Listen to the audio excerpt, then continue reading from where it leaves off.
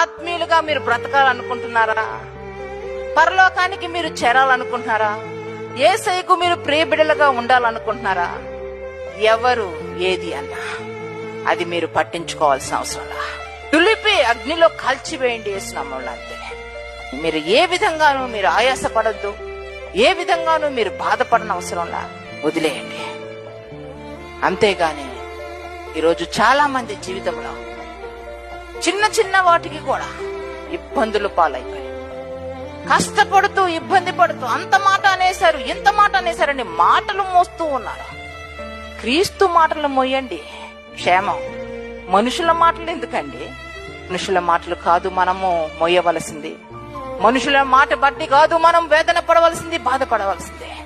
మహోన్నతుని మాట ప్రకారం మనము జీవించే వారిగా ఉండాలి. మనకి మహిమ కలుగును గాక. కనుక నింద వస్తున్నప్పుడు, వేదన వస్తున్నప్పుడు, బాధ